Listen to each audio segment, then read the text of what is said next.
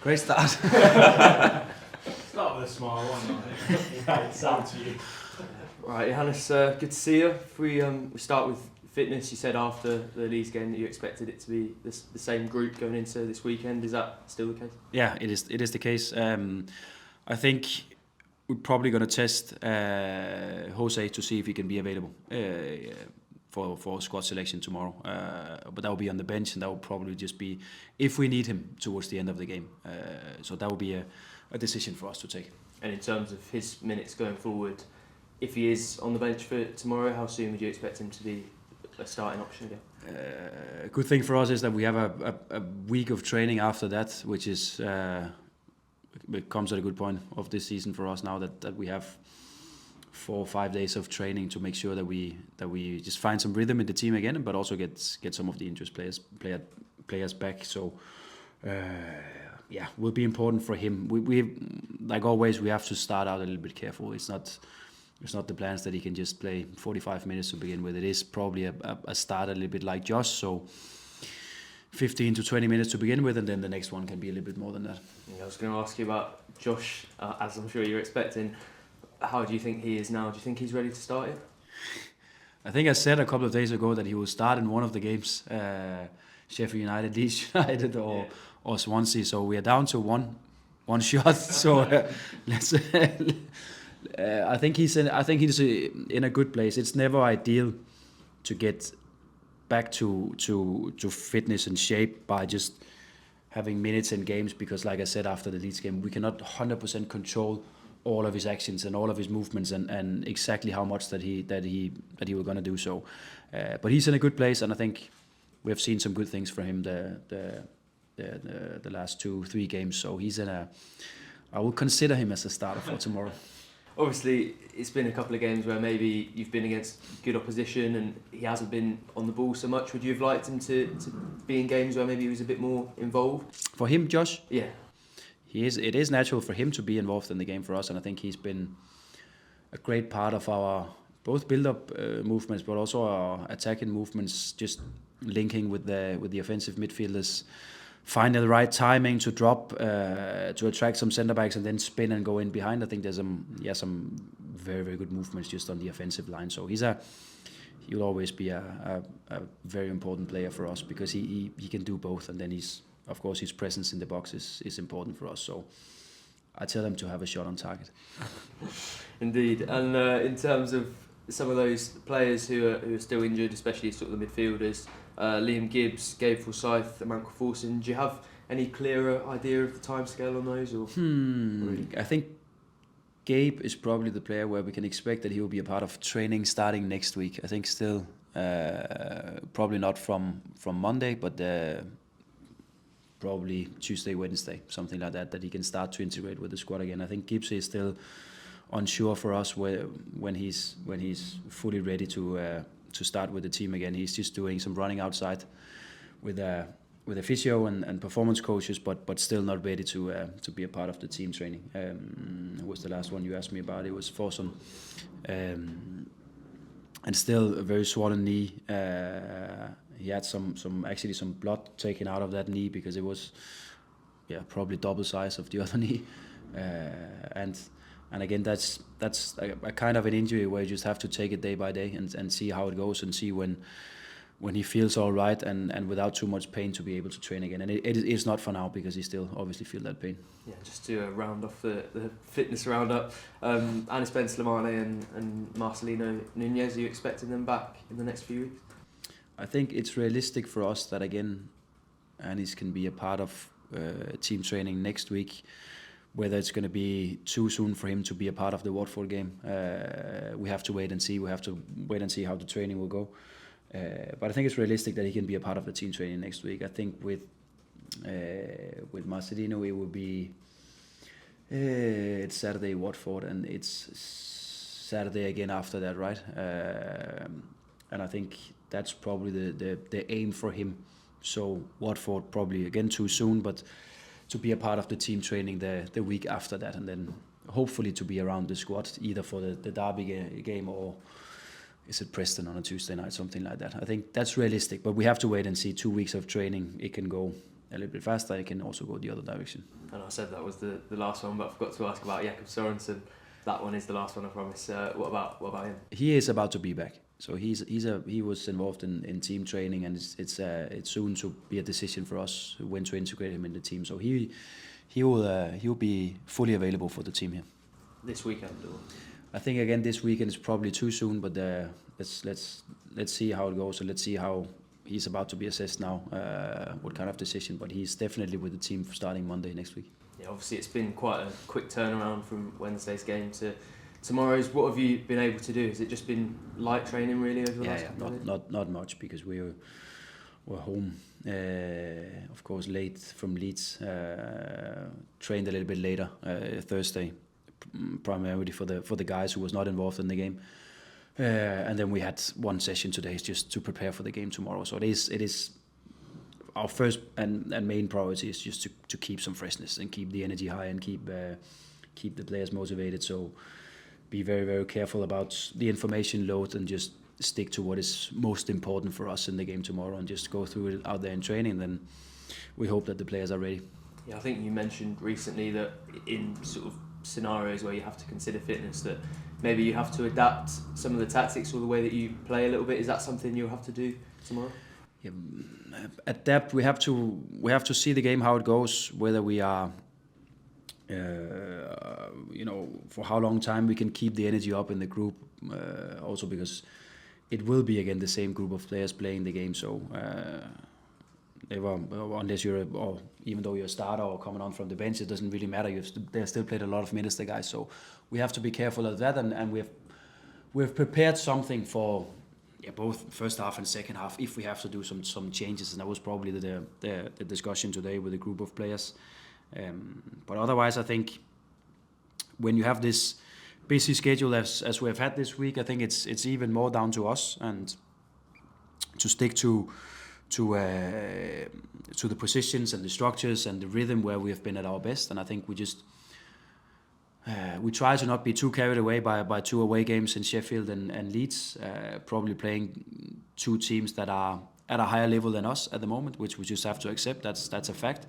And then try to find some of the good momentum and the rhythm from the 3-4 games before that, where I think we were on a good level, and I think especially the home games was on a really, really good level.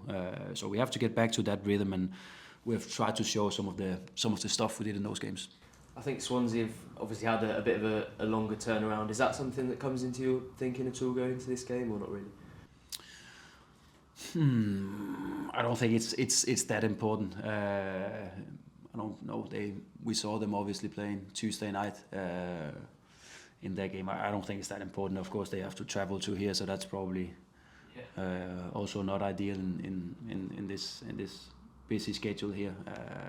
I think it's equal for all the teams. There's a lot of games to play at the moment, and you just have to be as fresh as possible. Yeah, and on Swansea, what sort of test are you expecting from them? Yeah, I think it can be a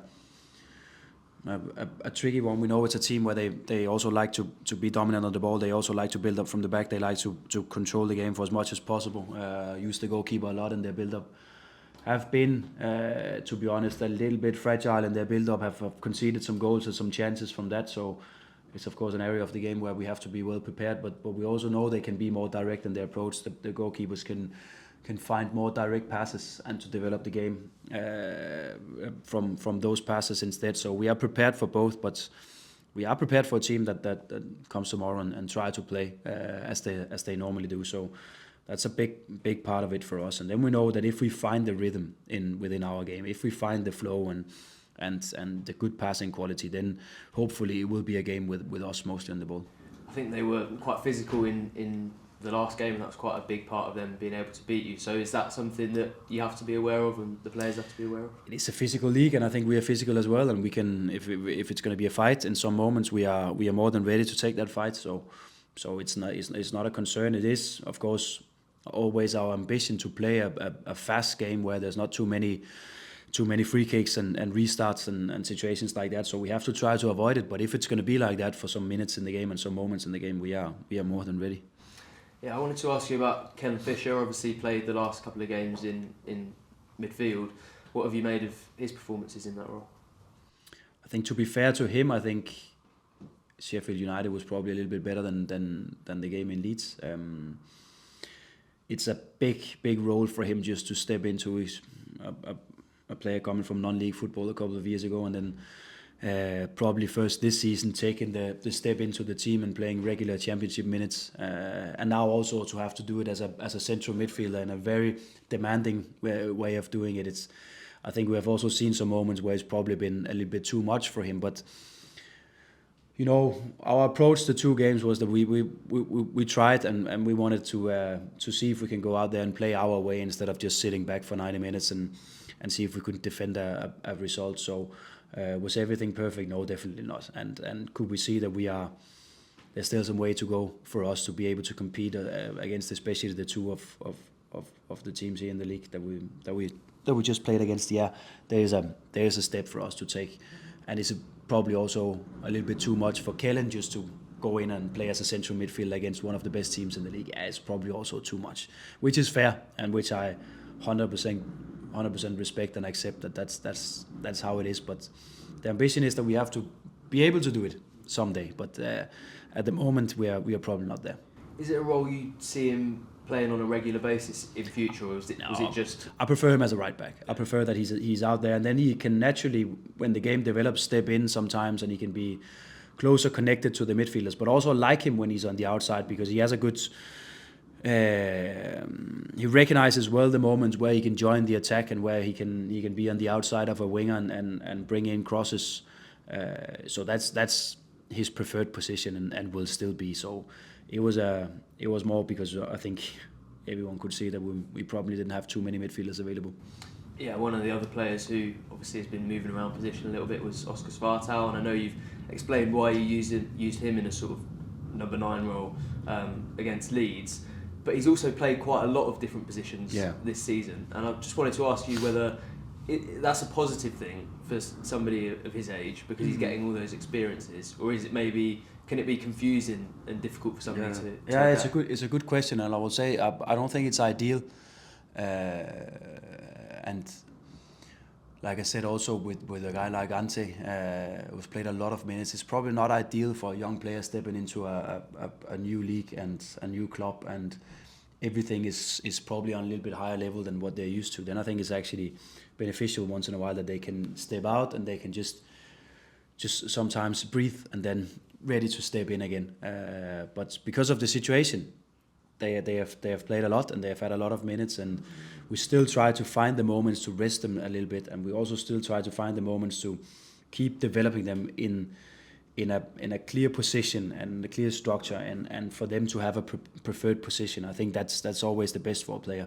And then we still have to open up for other positions in the game, because the game can change and there can be injuries, or we want to use a player in a different position. That's fine, but I think we have to try to limit it to maximum 2 positions that we can change between. So it's probably been a little bit too much for him at the moment, but yeah, for some reasons we had to do it. Yeah, I think probably in the majority he's played on the right. Do you see him there mainly in the future, or in a more central role? I think I see him more central, but I think his first step to take his step into the team has been the position on the outside, where the expectations to our central players are really high. We expect a lot from them, and they have to be able to dominate the game and to be able to receive passes even though they're under pressure. And it's probably too much to expect from him at the moment. But the wide positions can sometimes be a little bit more easy in terms of not being too much involved in all the short passing, but more be involved in runs in the box and runs in behind, and when we have to create the finishing opportunities. So I think it's been a good start for him, especially on that side, and that's also where we prefer to play him. Yeah, you mentioned Ante and maybe some of the struggles that he's had. Obviously, he's had a couple of games now where he's been on the bench. Is that just to do with sort of the load that he's had? And you mentioned the fact that maybe you don't want to make those young players play too many games. Yeah, it was and you said he had a couple. He was it Leeds United was and then the plan was Luton away, but we had an injury early in the game and he came on. So it's not a lot, and I think the ideal plan for a young guy like him is to have probably 2 games as a starter and then 1 game as a sub, and then go over again. So we we integrate him to the team, but he can take the time, and we can do a little bit more training with him. We can do a little bit more feedback with him when we are here in the training ground. When he's constantly playing, we have to think about his load and his load management, and probably he's not training enough, and it's never ideal for a young player. So the situation is as it is, and that's the reason why he played a lot of minutes. But if we could choose and make the perfect plan for him, it would probably look a little bit different. I know you see him as sort of a big talent for the future, but in terms of maybe where he was when he arrived and then fulfilling that potential, how far along that journey do you think he is now after a few months?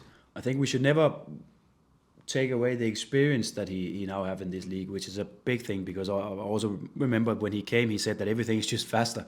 The intensity is so much higher that I don't have the time just to turn, and then there's no pressure. So that's a big thing for him. So we should not underestimate that. Probably from end of this season and start of next season, he'll be even better. That's a natural step also when you have the qualities that he have. So that's what I expect, but I also still expect that there will be games where he will struggle a little bit and struggle to find the rhythm, because it is natural for a young player. And the last thing I want to do is put too much pressure on a young player like him. So it's fair that there's criticism, and it's fair that we and I get criticized when we don't play well enough and we don't do well enough. But the last thing I should do is to put too much pressure on, especially the young ones, because they don't deserve it, and they're not probably ready for it. Yeah, I also wanted to ask you about Ono Hernandez, who I think has had a little bit of criticism maybe for his lack of end product and not producing too much there. Is that a concern that you share, or do you think that's maybe a little bit unfair? I think with Onel, he's a tricky player, and I often talk to him because he's probably been better for us when he comes on as a sub, last 20-30 minutes of a game, and he can impact the game towards the end, and there's a little bit more space for him. We have created some goals for us with assists primarily, but he's been a weapon definitely for us to bring on towards the end. We had to play him as a starter the other day because that was the options that we had available, and that's just how it is for now. But I think for him to be even better, he needs to, of course, develop more in product when he's on as a starter. But it's probably fair to say that he's been even better for us coming on as a sub. But we have to mix it up. Is that quite a difficult position to be in as a player? Because I can imagine. Obviously, I know he wants to produce things, but when you get told you're better coming off the bench, that depends whether you like it. I think that actually there's some players who like it a lot because there is a little bit more space. The game is often a little bit more open. The vast majority of goals are scored towards the end of the game, last 30 minutes of the game. That's where the most goals are. So if you can make it clear to yourself that okay, I'm just watching the game the first 60 minutes to see how it goes and see where the space will open up and see my possibilities, and then be really, really ready to step in for the last 30 minutes. Then there's definitely you can do a good job, but of course we need him as a starter as well, and we need to make him even better as a starter as well, because of course we cannot only have players that can impact the game at the end. So that's a development point for him and for us, and we keep on doing that. Yeah, you mentioned the shots on target earlier, and I know you've bring it on. Come on. So You've been smiling for 20 minutes now. Come on. No, I won't mention those. But I know you've said that maybe it's been down to the decision making in the final third, and when you get into those situations, not doing the right thing. So is that about trying to improve the players individually rather than a sort of broader tactical thing? No, actually more collectively. They have to be able to use each other and make each other find each other in the right moments and create good chances and opportunities for each other and use the runs that opens up space for another player. And there I could see we were not sharp enough. If we have to make it really black and white, then I think when we played Millwall, we played Luton, we played QPR, we played Coventry, I think we were the better team in all the 4 games of them. And I think we played some good stuff at home. I think I still go back and refer to the group of players, the game against Millwall, because we had so much control in that one. I know they scored. I know it was only 2-1 for us, but looking at the game, it should be, we should have scored more goals, and we should have not allowed them to score on probably their only chance in the game. So those 4 games were really, really good, but probably also tells us where we are as a team, that those are the teams that we compete against, but also expect to be better than. But then the next step for us, Brighton in the FA Cup, Sheffield United away, Leeds United, is probably too much for us at the moment. So we are in that place in the league, in that position as a team where we can expect to dominate, especially at home against the teams like played Coventry, Millwall, QPR, and hopefully also tomorrow Swansea. But to go away against Sheffield United and Leeds to do it, we are not there yet. And that we just have to accept and say, okay, that's where we are, which is it makes sense in my head that the development of the team is where we are. Also with the big turnover in players and new strategy and all of that. So is it our ambition to go up there? Yeah, definitely it is. But we have to look back in those games just before the games I mentioned here and see, okay, the quality was actually quite good, and that's what we have to get back to. I think you've spoken before about how you want to create situations that are repeating and it's consistent. But Yeah. is there any worry there that you become predictable for opponents, or that they can work you out if you're doing the same things all the time? Yeah, and that's why in every situation we should have probably 3 options and 3 opportunities. So they cannot predict it. And I think, again, if we do what we can do when we are best, then the speed of the game, no matter if the opposition, they know what we're going to do, they cannot follow it up, because the speed of the game is just so fast, and we find the right passing quality and the rhythm so good, so we just end up in those situations. But it is a good point. So when we have those offensive moments, we need at least 3 options for the guy on the ball always, and then of course it's down to him to take the best decision.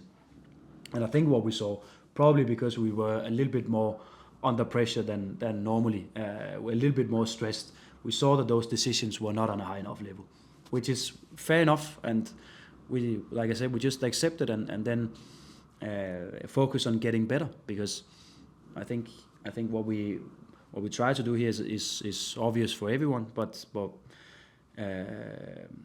you know, what we also demand from the players in this moment that we are in, with players playing a little bit out of position and really young players stepping into some difficult away games, is we have to find the balance of what we can expect from them. Does it make it harder to create that repetition when you've got injuries and you've got players coming in and out? You know, Lewis Dobbin and a new signing. Does that make it harder to replicate things when the players aren't playing? You know, everything is always easier when you can play with the same team, and when you can use the same 4-back line and the same midfield and the same front line, because they know each other, and football is so much about knowing each other and knowing exactly when one player he runs away and this space will open, and I know I can use him in behind in those certain moments and stuff like that, because then it's just become even faster, because we don't have to think too much about it. Then of course there's been a lot of changes. We've changed players to other positions and stuff like that. That's not ideal, but it's ideal for their development, the individuals, because now they get to try to play under maximum pressure away Ellen Road, and to gain experience from that. So from that perspective is quite good. And then we just have to accept that's where we are. All teams in the world have injuries. We have a lot of injuries right now. Probably in 1 month's time it's another team having some injuries. That's how it is. And then we hopefully get back to the good rhythm again. We get back to the flow with the players who have played a lot of minutes together, and we can also use the experience that some of the younger ones have gained in this moment of the season. So again, it's always difficult for me to be too pessimistic about the situation, because we just have to look at what kind of opportunities it gives us. Yeah, I'll finish by asking you about transfers, because you know it's January and I probably have to. Is it still looking like it's quite quiet and at the moment behind the scenes? Quiet. What time? What is it now? It's soon to be 2. I have a meeting with Ben it starts in 10 minutes. So I don't know. Quiet. I can go in there to Ben and just Ben's going to tell you I'm put signing some 4 players. dynamite in the room, and let's see what goes. what happens. Yeah. I think like I said, the most important for us is that we should not be carried away by the situation that we're in now, because in a couple of weeks' time it will completely change again, and that's been our approach, and we will stick to that, because I think it's the right thing to do. Does it mean that the rest of the window will be quiet for us? It's not sure, because if we find the right player for us, then we will prefer to bring him in now, because it's a good opportunity. We can probably give him 6 months of learning and integrating with the squad and the group and the club and everything. So no, I'll not make any promises, but I will promise that I will be present at the meeting starting in 10 minutes.